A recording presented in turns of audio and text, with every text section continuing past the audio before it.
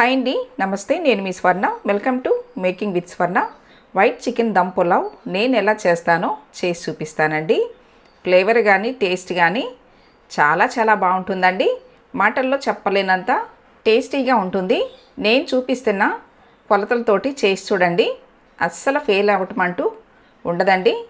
చాలా బాగా వస్తుంది. చూస్తుంటేనే నోట్లో నుంచి నీళ్ళు వస్తున్నాయి కదండి. మరి లేట్ చేయకుండా ఎలా చేసుకోవాలో చూసేద్దామా. ముందుగా 1.5 kg చికెన్ తీసుకున్నాను. చికెన్ ఎప్పుడైనా సరే సాల్ట్ నిమ్మరసంతో క్లీన్ చేసుకోవాలండి. ఇప్పుడు కొంచెం పెద్దగా ఉన్న పీసెస్ని ఇలా ఘాట్లు పెట్టుకోవాలి. తర్వాత ఇప్పుడు ఈ చికెన్ని జల్లెడ బుట్టలో వేసుకోవాలి. చికెన్లో ఉండే నీళ్లు పోవడం కోసమని ఇలా జల్లెడ బుట్టలో వేసుకోవాలి. ఒక 10-15 నిమిషాలు వేసుకుంటే సరిపోతుంది. కింద ఒక గిన్నె పెట్టేసి పెట్టుకోవాలి. నెక్స్ట్ బాస్మతి రైస్ అండి. రైస్ 1.5 kg తీసుకున్నాను. చికెన్ ఎంత క్వాంటిటీలో తీసుకుంటే రైస్ కూడా అంతే క్వాంటిటీలో తీసుకోవాలి. చూపిస్తున్న ఈ లోటాతోటి 2 లోటాలు రైస్ అయినాయండి. 1కి 1.5 నీళ్లు పోసుకోవాలి. బాస్మతి రైస్ని 2 సార్లు కడిగితే సరిపోతుంది, ఎక్కువ సార్లు కడగకూడదు. కడిగిన తర్వాత నీళ్లు పోసేసి గంట సేపు రైస్ నానబెట్టేసుకోవాలి.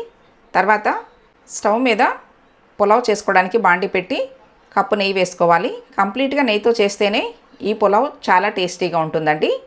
ఇప్పుడు ఇందులో స్పైసెస్ వేసుకోవాలి. వేసే క్లిప్ మిస్ అయిందండి. చెక్క, లవంగ, యాలుక, అనాస పువ్వు, జాపత్రి, మిరియాలు, 2 బిర్యానీ ఆకులు వేశాను. ఈ కాస్త వేగిన తర్వాత పొడవుగా కట్ చేసుకున్న ఉల్లిపాయలు 2 వేసుకోవాలి. ఉల్లిపాయలు ఇలా కలర్ మారేంత వరకు వేయించుకున్న తర్వాత ఘాట్లు పెట్టుకున్న 3 పచ్చిమిర్చి వేసుకోవాలి. పచ్చిమిర్చి ఎందుకు తక్కువ వేస్తున్నానంటే పచ్చిమిర్చి పేస్ట్ వేస్తానండి, అందుకనే 3 పచ్చిమిర్చి వేస్తున్నాను. ఇవి కాస్త కలర్ మారిన తర్వాత ఇప్పుడు అల్లం వెల్లుల్లి పచ్చిమిర్చి పేస్ట్ వేసుకోవాలి. అల్లం వెల్లుల్లి మిక్సీ పట్టేటప్పుడు పచ్చిమిర్చి కూడా వేసి మిక్సీ పట్టానండి. చూడండి, అల్లం పేస్ట్ కూడా గ్రీన్ కలర్లో ఉంది కదా. ఈ పులావ్లోకి స్పైసీ అనేది ఇక్కడ వస్తుందండి. అంటే స్పెషల్గా కారం ఏం వేయం కదా, అందుకనే పచ్చిమిర్చి పేస్ట్ వేసుకోవాలి. ఇప్పుడు చికెన్ వేసుకోవాలండి. చికెన్ వేసిన తర్వాత ఈ నెయ్యిలో బాగా 3-4 నిమిషాలు బాగా కలపాలండి. కలిపిన తర్వాత ఇప్పుడు ఈ చికెన్కి 1 స్పూను సాల్ట్ వేసుకోవాలి.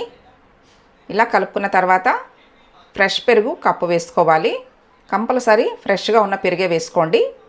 పెరుగు కూడా వేసిన తర్వాత చికెన్ పీసెస్కి బాగా పట్టేలాగా కలుపుకోవాలి. చూడండి, ఇలా కలుపుకున్న తర్వాత ఇప్పుడు సన్నగా తరిగిన కొంచెం పుదీనా, కొత్తిమీర వేసుకోవాలి. మనం రెగ్యులర్గా చేసే బిర్యానీకి కాస్త ఎక్కువ వేస్తాం కదా కొత్తిమీర, పుదీనా. అలా ఈ పులావ్లో వేసుకోకూడదండి. ఎక్కువ వేసామనుకోండి పులావ్ గ్రీన్ కలర్ వచ్చేస్తుంది. చికెన్ పీసు కాస్త మెత్తబడ్డ తర్వాత అంటే 30% చికెన్ ఉడికిన తర్వాత ఇప్పుడు ఇందులో వేడి నీళ్లు పోసుకోవాలి. 1కి 1.5 వేడి నీళ్ళు పోసుకోవాలండి. చికెన్లో సాల్ట్ వేసాం కదా, ఇప్పుడు ఈ వాటర్లో పులావ్కి సరిపడా కల్లుప్పు వేసుకోవాలి. సాల్ట్ కంటే కూడా కల్లుప్పే వేసుకోండి. నీళ్లు ఇలా మరుగుతున్నప్పుడు ఇప్పుడు కప్పు ఫ్రెష్ క్రీమ్ వేసుకోవాలి. క్రీమ్ మాత్రం స్కిప్ చేయకుండా వేసుకోండి, పులావ్ చాలా బాగుంటుంది. ఇలా వేసిన తర్వాత 2-3 నిమిషాలు కలుపుకోవాలి.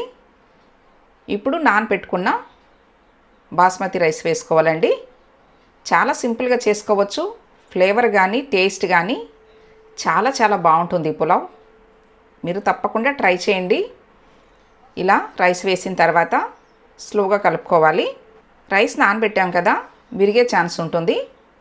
ఇప్పుడు 80% రైస్ ఉడికిన తర్వాత పొడవుగా కట్ చేసుకున్న 1 టమాటా వేసుకోవాలి.